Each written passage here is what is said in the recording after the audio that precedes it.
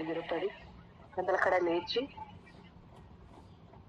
ఎత్తుపడి వచ్చిన సోదరి మండలందరికీ మన ప్రభువును ప్రియరక్షకుడైన క్రీస్తు వారి నామములో వందనములు తెలియజేస్తున్నానండి.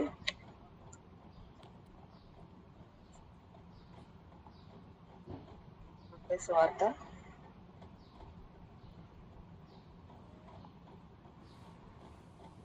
నేర్చుకుంటున్నాము. 18వ అధ్యాయము 10వ వచనం వరకు గత క్లాస్ లో శివభక్తి గారు చెప్తున్నారు. మత్తయి సువార్త 18వ అధ్యాయము 11వ వచనం నుండి ఈరోజు మనం నేర్చుకుందాం. మీకేమి తోచుచున్నది?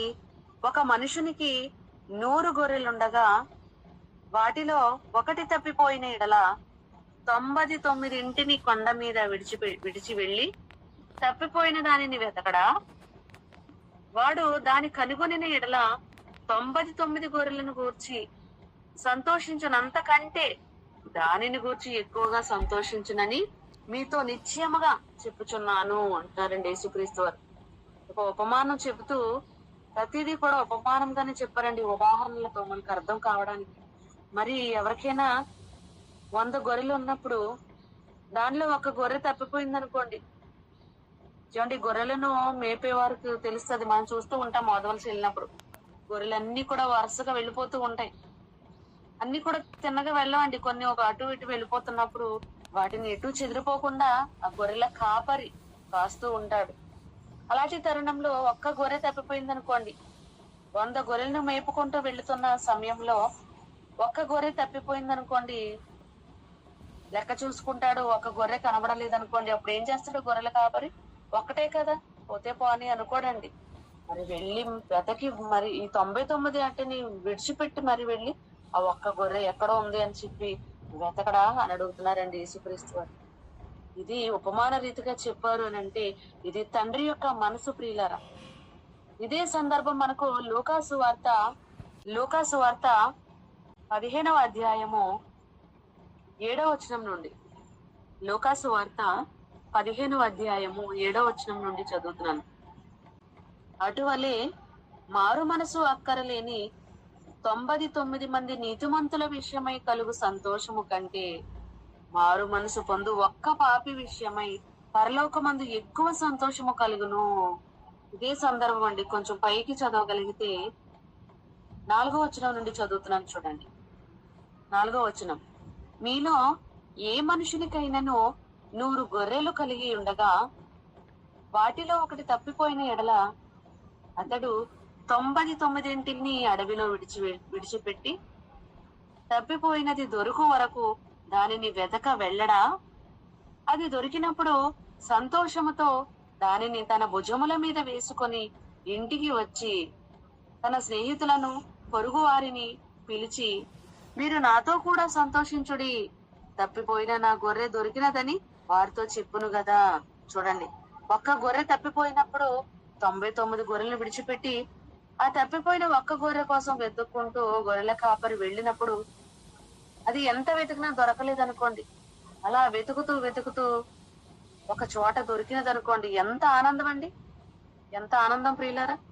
కనుక ఆ గొర్రె దొరికిన ఆనందంలో, అంటే గొర్రెను చక్కగా ఆనందంతో భుజముల మీద ఎక్కించుకొని ఇంటికి వచ్చి తన స్నేహితులతో చెప్పి ఎంతో సంతోషిస్తాడంట. ఇదిగో తప్పిపోయింది అనుకున్నాను కదా, నా గొర్రె నాకు మరలా దొరికింది అని చెప్పుకొని ఆనందిస్తాడు కదా. అటువలనే అంటే 7వ వచనం, అటువలనే మారు మనసు అక్కరలేని 99 మంది నీతిమంతుల విషయమై కలుగు సంతోషము కంటే. చూడండి, మారు మనసు పొందేశారు, నీతిమంతులుగా తెచ్చిపడ్డాడండి. దేవుని నమ్మితేనే నీతి కదండి. దేవుని నమ్మడం నీతిగా ఎంచబడింది. కనుక దేవునిని నమ్మి నీతిమంతులుగా తీర్చిదిద్దబడిన 99 మంది బానే ఉన్నారు, కానీ ఒక్కరు మాత్రం తప్పిపోయారండి. మరి ఒక్కరు మాత్రం తప్పిపోయినప్పుడు దేవుడు ఒక్కరే కదా అని విడిచిపెట్టాలనుకోవట్లేదండి. ఏమంటాడో చూడండి. అటువలే మారు మనసు అక్కరలేని 99 మంది నీతిమంతుల విషయమై కలుగు సంతోషము కంటే మారు మనసు పొందు ఒక్క పాపి విషయమై పరలోకమందు ఎక్కువ సంతోషము కలుగును. కనుక మారు మనసు అక్కరలేని 99 మంది నీతిమంతుల విషయంలో ఆనందం ఎలాగో ఆనందమే, కానీ అంతకంటే ఆనందం, అంతకంటే సంతోషం ఏ విషయంలో అంటే తప్పిపోయిన ఒక్క గొర్రె, తప్పిపోయిన ఒక్క పాపి విషయంలో పరలోకమందంటే ఎక్కువ సంతోషం తండ్రికి, ఎక్కువ సంతోషపడతాడండి. కనుక ఏ దుష్టుడైనప్పటికీ వారిని కూడా వదులుకోవడం తండ్రికి ఇష్టము లేదండి. ఎందుకంటే వాళ్ళందరూ దేవుని పిల్లలండి. దేవుని పిల్లలను దుష్టుడు తన పిల్లలుగా, దుష్ట సంబంధులుగా తనకు పిల్లలుగా మార్చేసుకుందండి. మరి ఎలాంటి తరుణంలో దేవుడు బాధపడుతున్నాడండి. దుష్టుడు నాశనం అందుట నాకు ఏ మాత్రమైనను సంతోషము కలుగునా, వాడు కూడా మారు మనసు పొంది తిరిగి రావాలని కదా నేను చూస్తున్నాను అంటున్నాడు. ఈ సందర్భంలో మనకు మరొక ఉపమానం గుర్తొస్తుందండి. ఒక తండ్రికి ఇద్దరు కుమారులు ఉన్నప్పుడు కదండి, చిన్న కుమారుడు తప్పిపోయిన కుమారుడు సందర్భం ఉంటది కదా. అప్పుడు వెళ్ళిపోయినప్పుడు ఆస్తి అంతా పాడు చేసుకొని ఇష్టం వచ్చినట్టు తిరిగి తర్వాత గుర్తొచ్చాడండి తండ్రి. అప్పుడు వెతుక్కుంటూ తండ్రి దగ్గరకు వచ్చాడండి. అప్పుడు గొప్ప విందు చేశాడండి తండ్రి. ఎందుకు అంత గొప్ప విందు చేశాడనంటే ఇదంతా కూడా తండ్రి యొక్క మనసు అండి. మన పరలోకమందున్న తండ్రి యొక్క మనసు అండి. ఒక్క పాపి మారు మనసు పొందితే, ఒక్క పాపి మనసు మార్చుకొని క్రీస్తుని రక్షకునిగా అంగీకరించి బాప్తిస్మము పొందితే ఎంతో ఆనందపడిపోతాడండి. అందుకే మనం చెప్తాం చూడండి, బాప్తిస్మం కార్యక్రమంలో మనం తప్పకుండా అటెండ్ అవ్వాలి ప్రియులారు. ఎందుకు? అది దేవుడు ఎంతో సంతోషపడే కార్యక్రమం అక్కడ జరుగుతుందండి. దేవుడే అటెండ్ అవుతున్నాడండి. దేవుడు అక్కడ ఉంటాడండి. దేవుని పరలోకమందు నుంచి తన దూతలతో తొంగి చూసి ఎక్కువ సంతోషం ఉన్నాడు కదండి. ఒక్క పాపి విషయమై మారు మనసు పొందు, ఒక్క పాపి విషయమై పరలోకమందు ఎక్కువ చాలా ఆనందపడుతున్నాడండి, చాలా సంతోషపడుతున్నాడు. మరి ఆయన యొక్క సంతోషం మన సంతోషం కదండి. కనుక ఈసారి నుంచి ఎవరు కూడా మిస్ అవ్వకండి. బాప్తిస కార్యక్రమం జరుగుతున్నప్పుడు కొంతమంది అటెండ్ అవుతారండి, కొంతమంది వెళ్ళిపోతూ ఉంటారు. అలా చేయకూడదండి. ఒక్క పాపి మారు మనసు పొందుతుందంటే తండ్రికి ఎంతో సంతోషం. దేవదూతలతో పండుగ చేసుకుంటాడండి. చాలా ఆనందపడతాడు దేవుడు. కనుక ఆనందంలో మనము కూడా పాలిభాగస్తులం అవ్వాలండి. తండ్రి ఆనందమే మన ఆనందము కనుక. ఓకే అండి. కనుక మారు మనసు పొందు ఒక్క పాపి విషయంలో తండ్రికి ఎక్కువ సంతోషం అండి. అందుకే సంతోషపడిపోతాడండి. ఒక్క గొర్రె, తప్పిపోయిన గొర్రె దొరికినప్పుడు ఎలాగైతే గొర్రెల కాపరి సంతోషపడి భుజం మీద ఎక్కించుకొని వస్తాడో, అలాగే యేసుక్రీస్తు వారు కూడా అంటారు, ఆరోగ్యం గలవారికి వైద్యుడు అక్కర్లేదు, రోగులకే గాని ఆరోగ్యం గలవారికి వైద్యుడు అక్కర్లేదు. ఎందుకంటే శాస్త్రుల పరిచయలు యేసుక్రీస్తు వారు ఎప్పుడు పాపులతోనూ సుంకర్లతోనూ తిరుగుతున్నారు. పాపులకు స్నేహితుడా, సుంకర్లకు స్నేహితుడా అని అడుగుతున్నప్పుడు ఏమంటారు? అప్పుడు ఆ సందర్భంలో అంటున్న మాట, నేను పాపులనే పిలువవచ్చును గాని నీతిమంతులను పిలువ రాలేదు.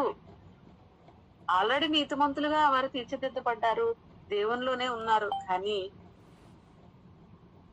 నీతిమంతులు కాకుండా దుష్టుని సంబంధులుగా ఇంకా లోకంలోనే ఉండిపోయిన వారి గురించి బాధపడుతున్నాడండి. మరి పాపులతో ఎందుకు తిరుగుతున్నారండి? యేసుక్రీస్తు వారు పాపులతో తిరుగుతున్న పాపం అంటించుకోనకుండా బ్రతికారండి. మరి వారితో ఎందుకు తిరుగుతున్నారు? వారి వలె పాపం చేయడానికి కాదండి, పాపులుగా ఉన్న వారిని ఎలాగైనా రక్షించాలి. ఒక్క పాపి కూడా నశించిపోవడం నా తండ్రి చిత్తము కాదు. తండ్రి ఆవేదన చెందుతాడు. కనుక నా తండ్రి బాధను తీర్చాలని కదండి వచ్చాడు, తండ్రిని బయలుపరచాలని వచ్చాడు కదండి. కనుక ఒక్క పాపిని కూడా నాశనం అవ్వకుండా పాపులతో తిరిగి వారందరినీ కూడా రక్షించడానికి ప్రయత్నం చేశాడు ప్రియులారా. కనుక అందుకే ఇక్కడ ఈ ఉపమానం చెప్తున్నాడు. మన పాఠంలోకి మనం వచ్చేస్తే మత్తయి సువార్త 18వ అధ్యాయము 11వ వచనం ఒకసారి చదువుకొని ముందుకు వెళ్ళిపోదాం. మీకేమి తోచుచున్నది? ఒక మనుషునికి 100 గొర్రెలుండగా వాటిలో ఒకటి తప్పిపోయిన ఎడల 99 కొండల మీద విడిచి వెళ్లి తప్పిపోయిన దానిని వెతకడా? వాడు దాన్ని కనుగొనిన ఎడల 99 గొర్రెలను గూర్చి సంతోషించినంత కంటే దానిని గూర్చి ఎక్కువగా సంతోషించునని మీతో నిశ్చయము కన్ఫర్మ్ గా చెప్తున్నాను అంటున్నాడండి. అలాగునని ఈ చిన్నవారిలో 14వ వచనం అండి. మత్తయి సువార్త 18వ అధ్యాయము 14 అలాగునని ఈ చిన్న వారిలో ఒకడైనను నశించుట పరలోకమందున్న మీ తండ్రి చిత్తము కాదు. చూడండి, యేసుక్రీస్తుడు ఎంత చక్కగా చెప్తున్నారు. పరలోకమందున్న మీ తండ్రి అంటున్నారండి. ఎంత చూడండి, ఈ మాటల్లో ఎంత నిస్వార్థంగా చెప్తున్నారో. పక్షపాతం కనబడుతుందండి. పరలోకమందున్న నా తండ్రి చిత్తం అనట్లేదండి. నాకు మాత్రమే కాదు, ఆయన మీకు కూడా తండ్రే. ఒక్క పాపి నశించడం కూడా పరలోకమందున్న మీ తండ్రికి ఇష్టము లేదు. మీ తండ్రి చిత్తము కాదు. చిత్తం అంటే ఇష్టం అండి. మీ తండ్రి చిత్తము కాదు అని చెప్తున్నాడండి. ఈ చిన్నవారిలో ఒకడైనా కూడా నశించుకోకూడదు, అది దేవునికి ఇష్టం లేదు అని చెప్తున్నాడు పిల్లలు. అందుకే నశించిన దానిని వెదకి మరీ రక్షించడానికి మనుష్య కుమారుడు ఈ లోకమునకు వచ్చెను అన్నాడు యోహాను సువార్తలో. అలాగే తిమోతికి రాసిన మొదటి పత్రిక 1వ అధ్యాయం 15వ వచనంలో కూడా ఉంటది, పాపులను రక్షించుటకు క్రీస్తు యేసు ఈ లోకమునకు వచ్చెను. ఓకే అండి, అర్థమైంది కదా. నెక్స్ట్ 15వ వచనం చదువుతున్నాను. 15వ వచనం, మరియు నీ సహోదరుడు నీ ఎడల తప్పిదము చేసిన ఎడల. చూడండి, ఇంకో సందర్భం వస్తుంది. మొదటిది ఏం చదువుకున్నాము? 18వ అధ్యాయం 11 నుంచి 14వ వచనంలో వరకు జాగ్రత్తగా విని గ్రహించాలి. మత్తయి సువార్త 18వ అధ్యాయము 11వ వచనం నుండి 14వ వచనం వరకు మనకు తప్పిపోయిన గొర్రె అంటే తప్పిపోయిన ఒక పాపి కూడా నశించుకోవడం తండ్రి చిత్తము కాదు అని యేసుక్రీస్తు వారు చెప్పడం మనం చూస్తున్నాం. నెక్స్ట్ 15వ వచనం నుండి మనకి మరొక సందర్భం చెప్తున్నాడు. చూడండి, 15వ వచనం నుండి, మరియు నీ సహోదరుడు నీ ఎడల తప్పిదము చేసిన ఎడల నీవు పోయి నీవును అతడును ఒంటరిగా నున్నప్పుడు అతనిని గద్దించుము. అతడు నీ మాట వినిన ఎడల నీ సహోదరుని సంపాదించుకొంటివి. చూడండి, ఏమండి, సహోదరులుగా మనం కలిసి సహవాసంగా మనం కొడుకుంటున్నప్పుడు ఏమండి, ఏవో చిన్న చిన్న తప్పిదములు జరుగుతూ ఉంటాయండి. ఏవో చిన్న చిన్న మనస్పర్ధలు వస్తూ ఉంటాయి. చిన్న చిన్న భేదములు రాక మానవుని యేసుక్రీస్తు వారే చెప్పి ఉన్నారు. కాబట్టి చిన్న చిన్న మనస్పర్ధలు వస్తాయి. ఎందుకంటే అందరి మనస్తత్వం ఒకేలా ఉండదు కదండి. కొన్ని సందర్భాల్లో ఏకీభవించవచ్చు, కొన్ని సందర్భాల్లో విభేదించవచ్చు. అలాంటి సందర్భంలో చిన్న చిన్న తప్పిదములు జరుగుతూ ఉండొచ్చు. మరి అలా జరిగినప్పుడు కూడా ఏమి చేయాలో యేసుక్రీస్తు వారు చెప్తున్నారండి. ఎంత జాగ్రత్త చూడండి తండ్రికి, ఎంత జాగ్రత్త చూడండి క్రీస్తు వారు. చూడండి ఎలా చెప్తున్నారు. మరియు నీ సహోదరుడు నీ ఎడల తప్పిదము చేసిన ఎడల ఏం చేయాలండి? నువ్వు నా ఎడలో తప్పిదము చేసావని అందరిలో ఉన్నప్పుడు వెళ్ళి అడిగకూడదండి. నువ్వు ఎందుకు నన్ను ఇంత మాట అన్నావు, లేక ఎందుకు నన్ను ఇలాగ మాట్లాడావు లేని మాటను అని చెప్పి అందరిలో ఉన్నప్పుడు తోలనాడి వారిని అడిగకూడదండి. ఏంటి పద్ధతి? బైబిల్ పద్ధతి ఏంటో చూడండి. ఖచ్చితంగా మనం అడుగడుగున బైబిల్ను పాటించాలండి. ఎందుకంటే క్రైస్తవులుగా దేవుడు మనకిచ్చిన బ్రతుకు పుస్తకం బైబిల్, మన ప్రామాణిక గ్రంథం బైబిల్. ప్రియులారా, దేవుని యొక్క మాటలు, దేవుని యొక్క ఆజ్ఞలు. మరి ఆజ్ఞ అతిక్రమమే పాపమైనప్పుడు ఈ ఆజ్ఞలు మనం అతిక్రమించకూడదండి.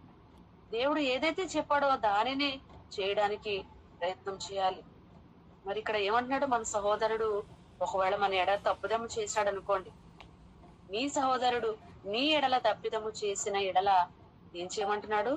నీవు పోయి నీవును అతడును ఇద్దరు మాత్రమే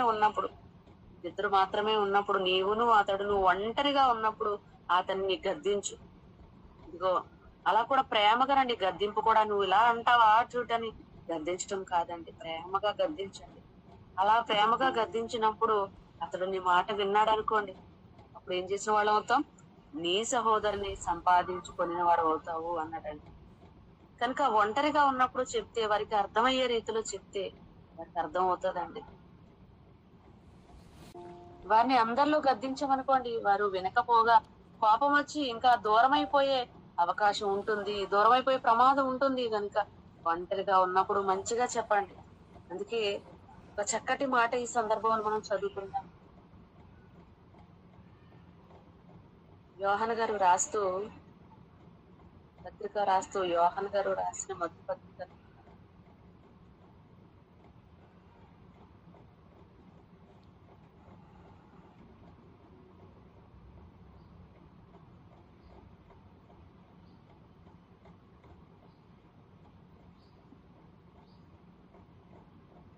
నీ సహోదరుడు నీ ఎడల తప్పిదం చేసినప్పుడు ఒక పాపిని అంటాడు. ఒక పాపిని తప్పు త్రోవన మళ్లించిన వాడు అతని పాపములన్నీ కూడా కప్పివేసి ఒక సహోదరిని నీవు సంపాదించుకుని వాడు అవుతావు అని అంటాడండి. కనుక ఎవరి విషయంలో తప్పిదం జరిగినప్పుడు నీవు అతడు ఉన్నప్పుడు ఒంటరిగా ఉన్నప్పుడు వెళ్ళి అడిగినప్పుడు వారు విన్నారనుకోండి, నీ మాట విన్నప్పుడు నీవు ఎవరిని నీ సహోదరుని సంపాదించుకుని వాడు అవుతావు అన్నాడు. చూడండి 14 వచనం 15 వచనం. మరియు నీ సహోదరుడు మత్తయి సువార్త 18:15 వచనం కనిపించింది. మరియు నీ సహోదరుడు నీ ఎడల తప్పిదము చేసిన ఎడల నీవు పోయి నీవును అతడును ఒంటరిగా నున్నప్పుడు అతని గద్దించుము. అతడు నీ మాట వినిన ఎడల నీ సహోదరుని సంపాదించుకుంటేవి. చూడండి, ఈ రోజు మనం చేస్తున్న పెద్ద పొరపాటు ఇదేనండి. ఇక్కడే జబ్బైపోతున్నాము. సహోదరుల మధ్య ఇంకా మనస్పర్ధలు పెరిగిపోతున్నాయి. ప్రియులారా, ఎవరైతే నీ ఎడల తప్పిదము చేశాడని నువ్వు భావించావో వారిని నువ్వు ఒంటరిగా ఉన్నప్పుడు, అందరిలో కాదు, ఎవరైతే మన ఎడల తప్పిదం చేశారో మనం ఏం చేస్తాం, వారితో కాకుండా మిగిలిన మన నలుగురితో పంచాయతీ పెడతామండి. ఇది చాలా తప్పు ప్రియులారా. అది బైబిల్ పద్ధతి కాదు. దానివల్ల ఇంకా మనస్పర్ధలు అవి ఆ సహోదరుడు దూరం అయిపోయే అవకాశం ఉంది. కడకు ఎంత ప్రమాదం అంటే దేవునికి కూడా దూరం అయిపోయే అవకాశం ఉందండి. కనుక తొందరపడి తప్పిదము ఏదైనా చేశారని మీకు అనిపించినప్పుడు ఆ సహోదరుని తీసుకొని ఒంటరిగా వెళ్ళి వారికి చెప్పండి. అర్థమయ్యే రీతిలో ప్రేమగా చెప్పండి. దయచేసి నన్ను అపార్థం చేసుకోకండి, ఇది నేను అనలేదు ఈ మాట, కనుక నన్ను అపార్థం చేసుకోండి. ఒకవేళ అన్నానని అనుకుంటే మీరు తప్పుగా అర్థం చేసుకున్నారు కనుక నన్ను అపార్థం చేసుకున్నాను, నన్ను క్షమించండి అని అడగండి. పర్వాలేదు, తప్పులేదు, క్షమించమని అడగండి. అలా క్షమించమని అడిగితే ఏమండి, ముందు చదువుతాం. క్షమించమని అడిగితే ఏమండి వారు కూలైపోతారండి. వాళ్ళు క్షమిస్తారు, వాళ్ళు కూడా మారే అవకాశం ఉంటుంది. కనుక ప్రేమతోని ఒక పాపిని తన తప్పు ద్వారా మార్గం నుంచి మళ్లించువాడు అంటాడండి. కనుక చాలా జాగ్రత్తగా బైబిల్ను పాటించాలి. బైబిల్ పద్ధతి అండి ఇది. కనుక నీ సహోదరుడు నీ ఎడల తప్పిదము చేసిన ఎడల నీవు పోయి నీవును అతడును ఒంటరిగా నున్నప్పుడు అతనిని గద్దించుము. అతడు నీ మాట వినని ఎడల నీ సహోదరుని సంపాదించుకుంటేవి. ఒకవాళ్ళు వినలేదనుకోండి, చూడండి 16వ వచనంలో, అతడు వినని ఎడల 2-3 అప్పుడు తీసుకెళ్ళండి. 2-3 సాక్షుల నోట ప్రతి మాట స్థిరపరచబడినట్లు నీవు ఒకరిద్దరిని వెంట పెట్టుకొని అతని యొద్దకు పొమ్ము. అక్కడ సందర్భం జరిగినప్పుడు ఉన్న 2 సాక్షులు ఉంటారు కదండి, ఆ 2 గాని ఆ 3 గాని ఎవరైతే ఉన్నారో వాళ్ళని తీసుకుని వెళ్ళి, కన్ఫర్మ్ గా చెప్పేవారిని తీసుకుని వెళ్ళి, అబద్ధ సాక్ష్యం మళ్ళా పలకకూడదండి. అబద్ధ సాక్ష్యం చెప్పేవారు కాకుండా 2-3 సాక్షుల మాట ప్రతి మాట స్థిరపరచబడాలి. ప్రతి మాట స్థిరపరచబడినట్లు నీవు ఒకరిని వెంట పెట్టుకుని అతని యొద్దకు పొమ్ము. సరే, నువ్వు నా మాట వినలేదు కదా అని మళ్ళీ గొడవ పెట్టుకుని వచ్చేయకూడదండి. సైలెంట్ గా వచ్చేసి, సర్లే ఆ రోజు ఉన్న 2-3 ఉన్నారు కదా, వారి నోటే నేను చెప్పిస్తాను అని చెప్తే అప్పుడు గుర్తు చేస్తారండి. అప్పుడు వాళ్ళు సాక్ష్యంగా మేము ఉన్నాం, అవును ఆ సందర్భంలో మేము కూడా ఉన్నాం, ఆ సంఘటన జరిగినప్పుడు నువ్వు ఇలా అన్నావు కనుక ఇది మంచి పద్ధతి కదని మరలా ప్రేమగా 2-3 సాక్షుల నోట పలికించి స్థిరంగా చెప్పినప్పుడు చూడండి 17వ వచనం, అతడు వారి మాటయో వినని ఎడల, ఒకవేళ వారి మాట కూడా వినలేదనుకోండి, అప్పుడు చెప్పాలండి సంఘానికి, అతడు వారి మాటయో వినని ఎడల ఆ సంగతి సంఘమునకు తెలియచెప్పుము. సంఘంతో చెప్పి సంఘం అంతా అడిగేటట్లు చేయాలండి. చూడండి, సంఘం కూడా చెప్పినప్పుడు వినలేదనుకోండి, చూడండి, అతడు సంఘపు మాటయు వినని ఎడల అతనిని నీకు అన్యునిగాను సొంకరిగాను ఎంచుకొనుము.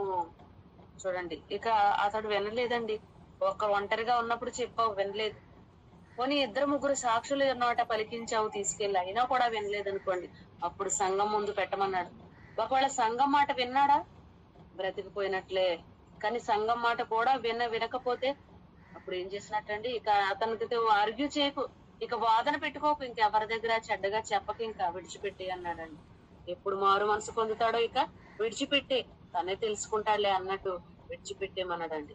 తన్ని సొంకరిగాను అన్యునిగాను భావించక, ఇక నీ మాట విన్నప్పుడు ఇక ఎక్కడ కూడా పంచాయతీ పెట్టకుండా, ఇక ఎక్కడ కూడా అతని గురించి మాట్లాడకుండా ఏమండి విడిచిపెట్టేయండి అని అన్నాడండి. మరి 18వ వచనం చూడండి, భూమి మీద మీరు వేటిని బంధింతురో అవి పరలోకమందును, బంధింపబడును. భూమి మీద మీరు వేటిని విప్పుదురో అవి పరలోకమందును విప్పబడునని మీతో నిశ్చయముగా చెప్పుచున్నాను. చూడండి, భూమి మీద మీరు అంటే సంఘం అండి. సంఘం ఎంత గొప్పది అని అంటే, భూమి మీద మనం ఎవరినైనా ఏమండి బంధించామనుకోండి, వీళ్ళకి అన్యులు సొంకరి, వీళ్ళు సంఘం మాట కూడా వినట్లేదు అని పక్కన పెడితే దేవుడు కూడా పక్కన పెట్టేస్తానంటున్నాడండి.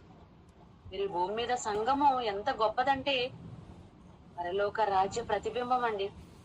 పరలోక రాజ్యం వెళ్ళడానికి మూలం ఏమండి సంఘం అండి. ఇక్కడ సంఘంలో ఏమండి ఉండగలిగితేనే వారే సంఘంలో నమ్మకముగా ఉండిన వారి రేపు రేపు మరణించిన తరువాత క్రీస్తు వారి రెండవ రాకడ తరువాత ఏమండి పరలోకానికి వెళ్ళిపోతాం. కనుక భూమి మీద ఇక్కడ ఏదైతే బంధిస్తుందో సంఘం, అక్కడ పరలోకమందు కూడా బంధింపబడుతుంది. నిన్న రానివ్వను, మీరు ఇక్కడ బంధించారు కదా. ఒక పాపి తప్పు త్రోవ నుంచి మళ్లించాలి ఎంతో ప్రయత్నం చేసినప్పుడు వారు వినలేదనుకోండి, మీరు ఒంటరిగా చెప్పినా వినలేదు, ఇద్దరు ముగ్గురు సాక్షుల నోట పలికించినా వినలేదు, సంఘం చెప్పినా వినలేదు అనుకోండి, అప్పుడు సంఘం నుంచి బయట పెట్టేమన్నాడండి. ఇక అన్యునిగా సొంకరిగా భావించండి. అతను ఇష్టమైతే వస్తాడు, కష్టమైతే మానేస్తాడు, కానీ ఇక సంఘ సభ్యుడు కాదు. అలా విడిచిపెట్టేసినప్పుడు సంఘం బంధించినట్లండి. సంఘము ఇక్కడ భూమి మీద ఎవరినైతే బంధిస్తుందో వీరికి అనర్హులు, వీరు మాట వినట్లేదు సంఘం మాట బయట పెట్టినప్పుడు నేను కూడా పరలోకమందు బంధిస్తాను అంటున్నాడండి. అంటే సంఘము బంధిస్తే పరలోకంలో కూడా దేవుడు బంధించేస్తాడా వారిని రాకుండా? అవును ప్రియులారా, ఎంత గొప్పది చూడండి. అంత హక్కు ఉందంటే అంత ఆధిక్యత సంఘానికి ఇచ్చాడండి. సంఘం అంటే ఆసామాసి కాదండి, ఏదో సంఘంగా కూడుకుంటున్నాము అని మామూలుగా అనుకోకండి. సంఘం చాలా గొప్పదండి. ఈరోజు సంఘము కలిసి ఎవరికైనా అనారోగ్య పరిస్థితిలో ఉన్నప్పుడు ఎందుకండి సంఘాన్ని ప్రార్థన చేయమంటారు? సంఘం అంతా కలిసి ప్రార్థన చేసినప్పుడు మొదటి శతాబ్దంలో అండి సంఖ్యలు విడిపోయాయండి. సంఘం అంతా కూడి ప్రార్థన చేసినప్పుడు పేతురు గారి సంఖ్యలు విడిపోయాయి, ఏమండి విడుదల ఏర్పడింది. అలాగే పౌలు గారి సంఖ్యలు విడిపోయాయండి. చెరసాలలోనండి చెరసాల తలుపులు బద్దలైపోయాయండి. అంటే అంత శక్తి ఉందా సంఘానికి? అంత ఆధిక్యత, అంత అర్హత ఇచ్చాడండి దేవుడు. ఎంత ఆధిక్యత అంటే భూమి మీద మీరు వేటిని బంధిస్తారో పరలోకంలో కూడా నేను బంధించేస్తాను అంటున్నాడు. అంటే అందుకే పేతురు గారితో మాట్లాడుతూ, మనం 16వ అధ్యాయం చదువుకునే వచ్చాం కదండి. పేతురు గారితో మాట్లాడుతూ, అగ్రగణ్యుడండి, మొట్టమొదటి శిష్యుడు పేతురు గారు. ఆయన యొక్క ప్రసంగంతో 3,000 మందిని మార్చిన వాడు. మరి అలాంటి పేతురు గారుతో యేసుక్రీస్తు వారు చెప్తున్న మాట ఏంటండి? ఇదిగో మరియు నీవు పేతురవు అంటే, పేతురు అంటే కేఫా అండి, రాయి అని అర్థం. ఈ బండ మీద నా సంఘమును కడతాను, నీతోటే ప్రారంభిస్తాను, కనుక నీవు పరలోకపు రాజ్యపు తాళపు చెవులు ఇదిగో నీకు ఇస్తున్నాను అన్నాడు. ఇక్కడ పరలోక రాజ్యపు తాళపు చెవులే అంటే సంఘానికి ఎంత ఆధిక్యత ఇచ్చాడో చూడండి.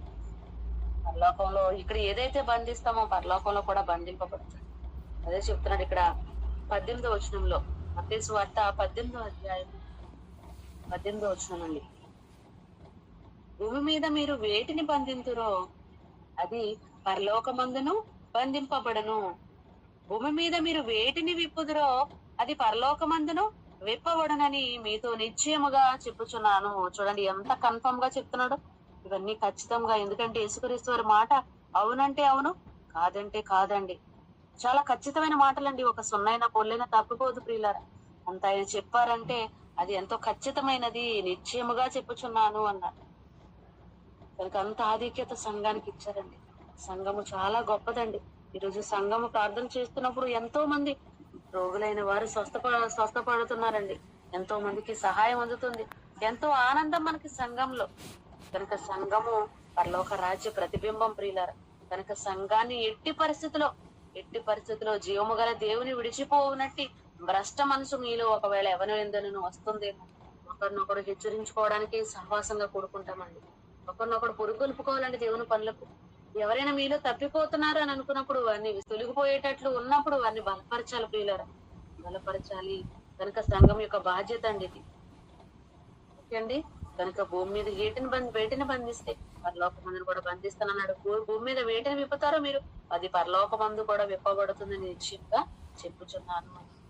19వ వచనం, మరియు మీలో ఇద్దరు తాము వేడుకొను దేని గూర్చి అయినను భూమి మీద ఏకీభవించిన ఎడల అది పరలోకమందున్న నా తండ్రి వారికి దొరుకునని మీతో చెప్పుచున్నాను. చూడండి, మీలో ఏమంటున్నాడు, మరియు మీలో ఇద్దరు తాము వేడుకొని దేని గురించి అనను. ఇద్దరు కూడి ఏదైనా వేడుకుంటారనుకోండి పరలోకమందున తండ్రిని, మరి నీతిమంతులు కదండి, నీతిమంతుల ప్రార్థన తప్పకుండా ఆలకిస్తాడండి. అందుకే అంటాడు, నీతిమంతుల ప్రార్థన బలము గలదే, బహు బలము గలదే అంటాడు. మనస్ఫూర్తిగా చేస్తారు గనుక నీతిమంతుల ప్రార్థన తప్పకుండా అంగీకరిస్తారండి దేవుడు. తన చిత్తాన్ని జరిగించేవారు గనుక దేవుడు తప్పకుండా వింటాడండి. అదే అంటున్నాడు, తన చిత్తాన్ని జరిగించేవారు ఇద్దరు వేడుకుంటున్నారు అనుకోండి ఏ విషయం గురించైనా, అప్పుడు భూమి మీద ఏకీభవించిన ఎడల అది పరలోకమందున్న నా తండ్రి వలన వారికి దొరుకునని మీతో చెప్పుచున్నాను. ఏమండి, ఒక ఇద్దరు కూడి ఒక విషయం గురించి మాట్లాడుకుంటూ దాని కొరకు తండ్రిని వేడుకుంటున్నారు అనుకోండి, మొరపెడుతున్నారు అనుకోండి, ఆ ప్రార్థన తప్పకుండా ఆలకిస్తానన్నాడండి. వారు ఏదైతే వెతుకుతున్నారో, ఏదైతే కావాలని వారు ప్రార్థన చేస్తున్నారో అది తప్పకుండా దొరుకుతుంది అని చెప్పడం జరుగుతుందండి. కనుక ప్రార్థన యందు మెలకుగా ఉండమన్నాడు. ప్రార్థన చేస్తున్నప్పుడు ఏమండి, తన చిత్తాన్ని జరిగించే వారైతే తప్పకుండా వారి ప్రార్థన ఆలకిస్తాడండి. 20వ వచనం, ఏలయనగా ఇద్దరు ముగ్గురు నా నామమున ఎక్కడ కూడి ఉందరో, దేవుని నామమున కూడుకుంటే అక్కడ నేను ఉంటాను, వారి మధ్యనే ఉంటాను అన్నాడండి. ఎందుకంటే దేవునికి ఎంత ఆనందం అండి, లోకమంతా అపవాది మాయలో ఉండి ఏమండి తమకి ఇష్టం వచ్చిన కార్యక్రమాల్లో ఉంటున్నప్పుడు ఒక ఇద్దరు ముగ్గురు కూడి తండ్రి యొక్క నామాన్ని గొప్ప చేసే కార్యక్రమం చేస్తున్నారు అనుకోండి, లేక దేవుని నామాన్ని స్తుతిస్తూ దేవుని నామము పేరిట కూడుకొని ప్రార్థన చేసుకుంటున్నారు అనుకోండి, అక్కడికి వచ్చేస్తాడంటండి. అక్కడికి వచ్చేస్తానంటున్నాడు, వారి మధ్యనే ఉంటానంటున్నాడండి. అందుకే మలాకీ గ్రంథము ఈ సందర్భంలో 3:16 వచనంలో అంటాడు. మలాకీ గ్రంథము ప్రవక్త అయిన మలాకీ ద్వారా దేవుడు రాయిస్తున్న మాట. మలాకీ గ్రంథము 3:16 వచనం చదువుతున్నాను చూడండి ప్రియులారా, ఎంత చక్కటి మాట. అప్పుడు యెహోవా యందు భయభక్తులు గలవారు ఒకరితో ఒకరు మాట్లాడుకొనిచుండగా, చూడండి, దేవుని యందు భయము భక్తి కలిగిన వారు ఒకరితో ఒకరు మాట్లాడుకుంటే ఎలా ఉంటాయండి ఆ మాటలు? భయభక్తులు కలిగి ఉంటాయండి, దేవుని గురించిన మాటలే ఉంటాయండి. అప్పుడు దేవుడు వచ్చేస్తాడంట, మధ్యలో వచ్చేసి చెవి పెట్టేస్తానంటున్నాడు. చూడండి ఎంత మంచి మాట. యెహోవా యందు భయభక్తులు గలవారు ఒకరితో ఒకరు మాటలాడుకొనిచుండగా యెహోవా చెవి యొగ్గి ఆలకించెను. మరియు అంత మాత్రమే కాకుండా ఏంటంటే చూడండి, మరియు యెహోవా యందు భయభక్తులు కలిగి ఆయన నామమును స్మరించుచూ ఉండు వారికి జ్ఞాపకార్థముగా ఒక గ్రంథము ఆయన సముఖమునందు రాయబడను. ఒక గ్రంథము కూడా జ్ఞాపకార్థంగా రాసుకుంటున్నాడండి. మనం చేసే కార్యక్రమాలనే దినచర్యగా ఎలాగైతే డైరీలో రాసుకుంటామో అలాగే మన కొరకు ఒక డైరీ మెయింటైన్ చేస్తున్నాడండి దేవుడు కూడా. ఎందుకు? తన యందు భయభక్తులు గలవారంటే చాలా ఇష్టం అండి దేవునికి. విధేయతలు కలిగిన పిల్లలంటే చాలా ఇష్టం అండి. మరి వాళ్ళు మాట్లాడుకుంటుంటే చాలా పొంగిపోతూ వారి దగ్గరికి వచ్చి చెవియొగ్గి ఆలకిస్తానంటున్నాడు. అలాగే యెహోవా యందు భయభక్తులు కలిగి ఆయన నామమును స్మరిస్తూ ఎప్పుడు కూడా ఏంటి దేవుని యొక్క నామ స్మరణ అండి చేస్తున్న వారికి చూడండి జ్ఞాపకార్థ ఒక గ్రంథమే రాసుకుంటాను అంటున్నాడు. అంటే ఎంత ప్రేమ అండి. తండ్రి చిత్తాన్ని జరిగించేవారంటే తండ్రికి చాలా ఆనందం ప్రియులారు, చాలా ఆనందపడిపోతాడండి. వారు ఏం మాట్లాడుకుంటారు, నా కోసమే కదా మాట్లాడుకుంటున్నారని ఆనందపడిపోయి చెవి యొగ్గి మరి వింటాడు అని చెప్తున్నాడు ప్రియులారు. ఇంకా మన పాఠ్య భాగంలోనికి రాగలిగితే మత్తయి సువార్త 18వ అధ్యాయము, మత్తయి సువార్త 18వ అధ్యాయము చూడండి 18వ వచనం అయిపోయింది కదా, 19వ వచనం. మరియు మీలో ఇద్దరు తాము వేడుకొని దేని గూర్చి అయినను భూమి మీద ఏకీభవించిన ఎడల అది పరలోకమందున్న నా తండ్రి వలన వారికి దొరుకునని మీతో చెప్పుచున్నాను. కనుక దేవునికి ఇష్టలుగా మనం ఉన్నప్పుడు మనం ఏది అడిగినా దేవుడు తప్పకుండా అనుగ్రహిస్తాడండి. అడుగుడి మీకు ఇవ్వబడును, తట్టుడి మీకు తీయబడును, వెదకుడి మీకు దొరుకును అన్నాడండి. కనుక జ్ఞానము మీలో ఎవరికైనా జ్ఞానము లేదా, ఏమండి దేవుని జ్ఞానం నేను చెప్పలేకపోతున్నానండి, దేవుని జ్ఞానం నాకు నేర్చుకోలేకపోతున్నానండి, నాకు గుర్తుండట్లేదు అని అన్న వాళ్ళకి తప్పకుండా అడగండి. మీరు దేవుని చిత్తాన్ని జరిగించేవారు, దేవునికి ఇష్టలుగా ప్రతి కార్యక్రమంలో మీరు ఉంటున్న వారైతే తప్పకుండా మీరు అడగగానే తప్పకుండా జ్ఞానం ఇస్తాడండి. ఈ రోజు ఏమి చదువు రాని వారు కూడా చక్కగా దేవుని యొక్క జ్ఞానం నేర్చుకోగలుగుతున్నారు అని అంటే ఎవరిస్తున్నారు అనుకుంటున్నారు? దేవుడే ఇస్తున్నాడండి. నా పిల్లలు వీళ్ళు నేనంటే ఎంత పడి చచ్చిపోతున్నారు, ఎంత ఆసక్తి, స్మరణ అంట, దేవుని యొక్క నామ స్మరణలోనే ఎల్లప్పుడు ఉంటున్నారు. అలాంటి వారికి దేవుడు తప్పకుండా జ్ఞానాన్ని ఏది అడిగితే అది దొరుకునని అంటాడండి. ఏది అడుగుతున్నారో అది తప్పకుండా దొరుకుతుంది అని చెప్తున్నాడు. ఓకే అండి, ఒకసారి చదువుకుని ముందుకు వెళ్ళిపోదాం. మరియు మీలో ఇద్దరు 19 వచ్చిన మరియు మీలో ఇద్దరు తాము వేడుకొని దేని గూర్చి అయినను భూమి మీద ఏకీభవించిన ఎడల అది పరలోకమందున్న నా తండ్రి వలన వారికి దొరుకునని మీతో చెప్తున్నాను. తప్పకుండా దొరుకుతుంది, తప్పకుండా దొరుకుతుంది. ఇది ఏంటండి, నేను ఎన్నిసార్లు ప్రార్థన చేసినా నేను అనుకున్నది జరగట్లేదు అంటే కొంత సమయం పట్టొచ్చు, కానీ తప్పకుండా జరిగి తీరుతుందండి. దేవుడు మాట తప్పని వాడు తప్పకుండా జరిగిస్తాడండి. మీరు నీతిమంతులైతే, దేవుని యందు భయము భక్తి కలిగిన వారైతే తప్పకుండా మన మొర ఆలకిస్తాడు. ప్రియుల ఇంకా ఏమంటున్నాడు చూడండి, 20వ వచనం, మత్తయి సువార్త 18వ అధ్యాయం 20వ వచనం చదువు. ఎలయనగా ఇద్దరు ముగ్గురు నా నామమున ఎక్కడ కూడి ఉందురో అక్కడ నేను వారి మధ్యన ఉందునని చెప్పాను. చూడండి, ఇద్దరు ముగ్గురు కూడుకుంటే ఉంటానన్న దేవుడు ఈరోజు చూడండి ఏమంటారంటే ఇద్దరు ముగ్గురు కూడుకుంటేనే ఉంటాడండి. అంటే ఇద్దరు ముగ్గురు కూడుకుంటేనే ఉంటాడా? ఒక్కరు కూడుకొని లేకపోతే ఒక్కరు ఉండి మనసులో ప్రార్థన చేసుకుంటే ఉండడా వారి మధ్యన? అతనిలో ఉండడా అంటే తప్పకుండా ఉంటాడండి. కానీ ఇక్కడ సందర్భం ఇద్దరు ముగ్గురు కోసం చెప్తున్నాడు కాబట్టి అంటాడు, ఇద్దరు ముగ్గురు నా నామమున కూడి ఎక్కడైతే ప్రార్థన చేసుకుంటాడో అక్కడ నేను వారి మధ్యన ఉంటాను అన్నాడండి. దేవుని నామస్మరణలో ఉన్న ప్రతి వారి దగ్గర దేవుడు ఉంటాడండి. వారంటే చాలా ఇష్టం అండి, వారి దగ్గరే ఉంటాడు. ఓకే అండి, ఇది 20వ వచనం వరకు. ఇక 21వ వచనం మనం చదవగలిగితే, 21వ వచనం, ఆ సమయమున పేతురు ఆయన యొద్దకు వచ్చి, ప్రభువా, నా సహోదరుడు నా ఎడల తప్పిదము చేసిన ఎడల నేను ఎన్ని మార్లు అతని క్షమింపవలను? 7 మార్లు మట్టుకా అని అడిగాను. చూడండి, పేతురు గారు తొందరపాటు ఎక్కువ కదండి. ప్రతిదీ కూడా మొట్టమొదటి అడిగేది ఎవరు? పేతురు గారేనండి. మరి ఇక్కడ కూడా ఆ పేతురు గారు మనకు కనబడుతున్నారు. చూడండి, 21వ వచనంలో పేతురు గారు వచ్చారండి. ఆయన యొద్దకు వచ్చారంట. వచ్చి, ప్రభువా, ఒకవేళ నా సహోదరుడు నా ఎడల తప్పిదం చేశాడనుకో క్షమించమని అంటున్నావు కదా, ఒకరిద్దరు ఒంటరిగా ఉన్నప్పుడు చెప్పు, తర్వాత వారిని నువ్వు సంపాదించుకుంటావు అన్నారు కదా. మరి ఒకవేళ నా ఎడల తప్పిదం చేసినప్పుడు ఎన్నిసార్లు ఇలాగా తప్పిదం చేస్తే ఎన్నిసార్లు క్షమించాలి? చేసిన ప్రతిసారి క్షమించాలా, లేకపోతే ఎన్నిసార్లు క్షమించాలి అని అడుగుతున్నాడండి డౌట్ వచ్చి. అప్పుడు యేసుక్రీస్తు వారు అంటున్న మాట చూడండి, పేతురు గారు ఏమడుగుతున్నారు? 7 మార్లు క్షమించాలా, ఎన్ని మార్లు క్షమించాలని అడుగుతున్నప్పుడు 22వ వచనం, అందుకు యేసు అతనితో ఇట్లా, నేను 7 మార్ల మట్టుకే కాదు 70 ఏండ్ల మార్ల మట్టుకని నీతో చెప్పుచున్నాను. కేవలం 7 సార్లు మాత్రమే. 7 సార్లు నేను ఎడలు తప్పు చేస్తే లెక్క పెట్టుకుని కరెక్ట్ గా 7 సార్లు చేశాడు కనుక 7వసారి దాటిపోయింది, 8వసారి తప్పు చేసినప్పుడు నేను క్షమించను అని అంటాం. మనమైతే ఏమంటాం? ఇక నా జీవితంలో నేను ఈ ముఖం చూడను, నీ జీవితంలో నేను క్షమించను అంటారు. అది తప్పు ప్రియులారా. జీవితకాలం అంతా 70 ఏండ్లంటే ఎంత అనుకుంటున్నారు? 70 సంవత్సరాలండి. మన ఆయుష్కాలం ఎంత? 70 సంవత్సరములు. అధిక బలము ఉన్న ఎడల 80 సంవత్సరాలు అన్నాడు. అంటే 70 సంవత్సరాలు క్షమించుకుంటూ వెళ్ళాలండి, 7 సార్లే కాదు. అంటే జీవితకాలం అంతా క్షమించాలా? అవును ప్రియులారా, తప్పకుండా జీవితకాలం అంతా ఎన్నిసార్లు తప్పిదము చేసినా అన్నిసార్లు క్షమిస్తూనే రావాలండి. ఏదో ఒక రోజు మారి వచ్చే అవకాశం ఉంటాదని దేవుని యొక్క ఆశ అండి. ఎందుకంటే ముందు చదువుకుని వచ్చాం కదా, ఏ ఒక్క పాపి నశించుకోవడం తండ్రికి ఇష్టం లేదండి. తండ్రి యొక్క చిత్తము కాదు ప్రియులారా. కనుక ఎదురు చూస్తున్నాడండి ప్రతి ఒక్కరిని దినమల్లా చేతులు చాచి దీర్ఘశాంతముతో అంతటా అందరూ మారు మనసు పొందవలనని దేవుడు వారికి ఇచ్చిన ఆయుష్కాలం అంతా కూడా ఎదురు చూస్తున్నాడండి. చూడండి, చాలా సందర్భాల్లో ఎందుకండి ఇంత దుర్మార్గుని ఇంకా ఉంచుతున్నాడు దేవుడు?